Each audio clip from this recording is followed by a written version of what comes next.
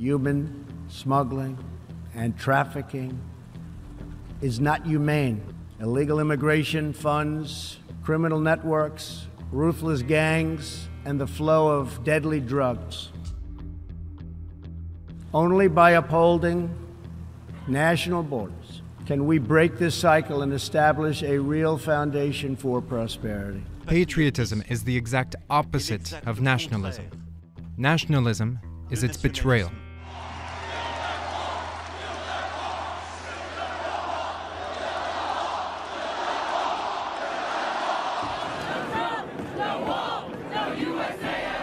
Nationalists versus globalists. It's the political divide of our era. On one side stands those with a fierce devotion and loyalty to their own country, its interests, its people, its borders, and its laws.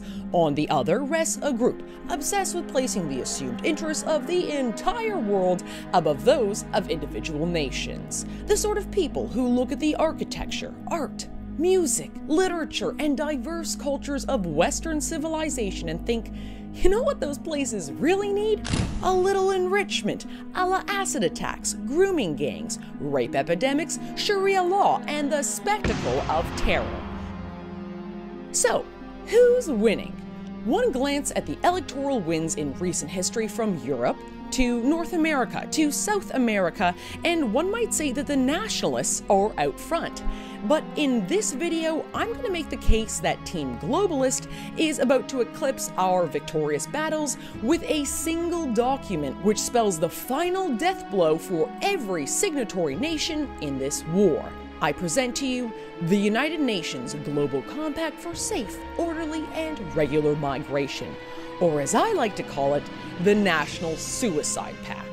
Now, if you haven't already heard of this deal until now, you're likely not alone. There's been a virtual media blackout on the topic in countries like mine up here in Canada. Now, this 34-page National Suicide Pact is laden with all the usual internationalist buzzwords and mumbo-jumbo, but one needn't read between the lines or inject conjecture to understand the sweeping devastation this document will hail.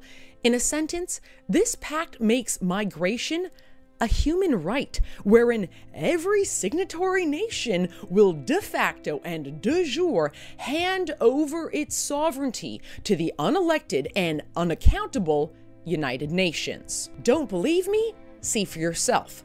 First things first, there is no mention of the term illegal anywhere in the document. Instead, throughout it, illegals, economic migrants, and refugees become conflated classes, all coming together under one group that has a human right to go where they please, when they please, for whatever reason, in the most comfortable way possible. Moreover, migration, for any reason, is something that needs to be promoted, enabled, and protected.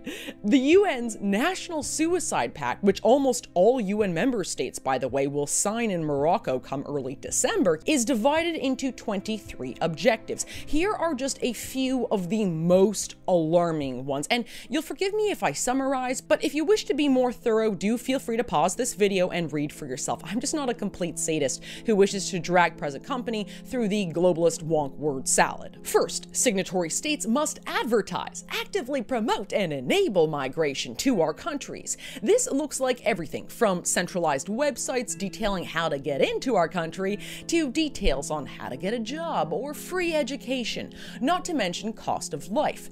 Translation, not only are we supposed to erase our borders, but we're supposed to market our open borders to the third world, so that way they can decide who's got the most gibs and where said gibs are easiest to collect. So once we've enticed these blatant economic migrants to choose our country as the most plenteous, well, signatory nations must then ensure smooth sailing to our shores.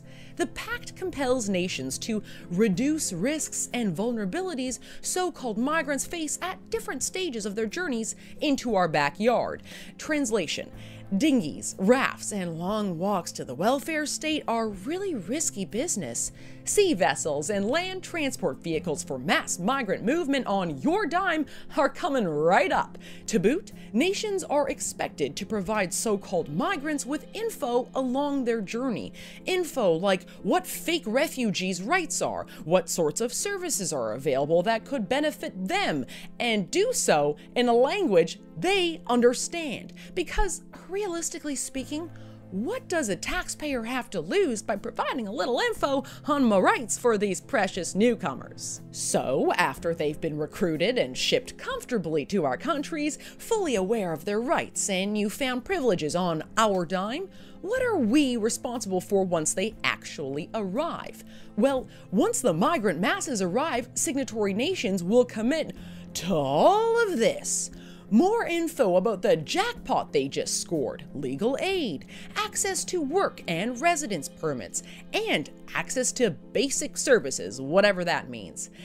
And it doesn't stop there. Migrants, according to the agreement, must also be, quote, empowered to realize full inclusion and social cohesion in their new countries. This means, among other things, that countries must promote mutual respect for migrant cultures, traditions, and blah, blah, blah. Yeah, because remember, kids, all cultures are equal.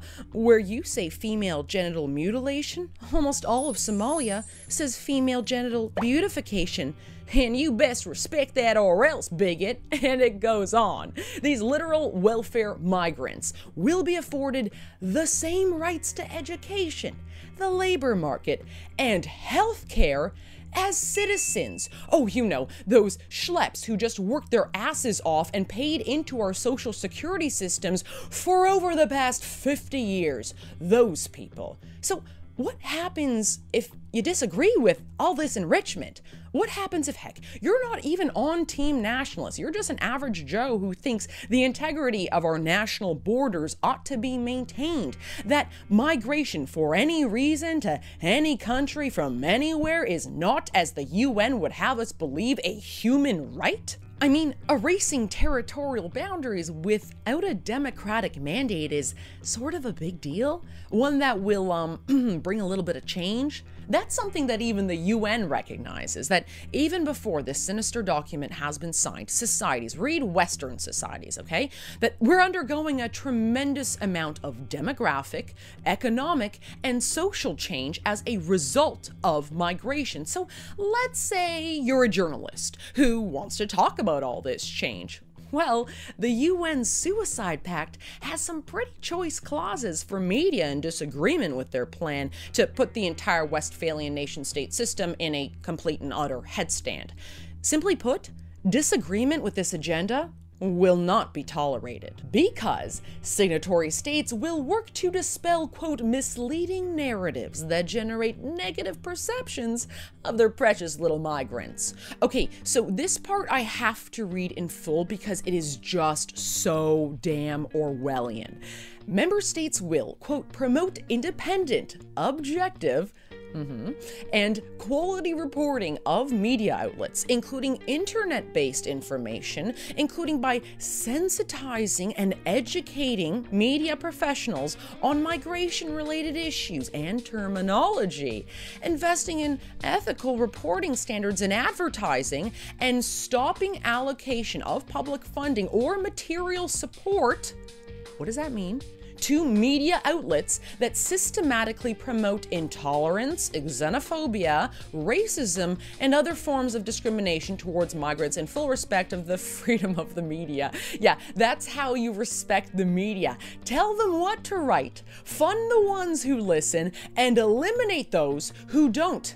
The pact literally compels nations to eliminate all forms of discrimination, condemn and counter expressions, acts, and manifestations of racism, racial discrimination, violence, xenophobia, and related intolerance against all migrants. Note here that the agreement doesn't deign to actually define what constitutes so-called racism or xenophobia, never mind so-called related intolerance, whatever the hell that means. Now, if you're as black-pilled as I am about the prospect of any nation surviving this suicide pact, Here is the silver lining. A handful of based in red-pilled nations have announced that they will withdraw from this self-slaughter.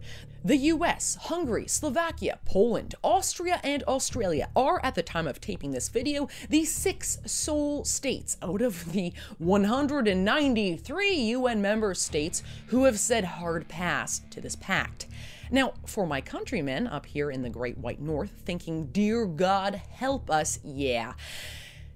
It's even worse for we Canucks. According to Canada's Immigration and Refugees Minister, who is, by the way, himself a Somalian refugee, Canada will lead the charge on the UN's migrant plan. He admits that Canada was actively involved in drafting the compact, that Canada was one of the first countries to offer concrete suggestions for the pact, and that Canada is committed to bullying all the other nations into realizing the pact's, quote, ambitious goals. Why? Because the pact is in Canada's interests? You know, Canada, the country paying this chump's salary and whose government he works for? Nope. Because of the Middle East and Africa. Canada's paving the way to a more severe, permanent global migration crisis because we're looking out for Turkey, Lebanon, Uganda, and Bangladesh. His words, not mine. And all of this comes just after Prime Minister Justin Trudeau signed Bill C-76, which allows for some, 2 million non-resident Canadians to vote, people who do not pay taxes in Canada, and many of whom will never return to live here. And that, my friends, is the trouble with the globalist mindset. This pathological altruism and obsession with morality for thee totally neglects morality for you and me, the nation's taxpayers and voters, the senior citizens spending the sunset of their life with a slashed pension owing to the national austerity measures, Joe and Jane's six-pack, mom and dad to 3, handing over almost half of their paychecks to the government so that they in turn can pay these migrant money pits for doing absolutely nothing besides showing up. The millions of millennials and college students who will never know a job with benefits, and many of whom won't ever likely get the chance to retire because our politicians are too busy looking after men of military age from another continent to pay attention to us. It's clown world. This pact isn't about charity. It's highway robbery of our nation's heritage, our future. This pact isn't about human rights. It's about injecting the radical ideas of unelected, unaccountable bureaucrats into the national legislature of countries who were never asked if we wanted to be invaded in the first place.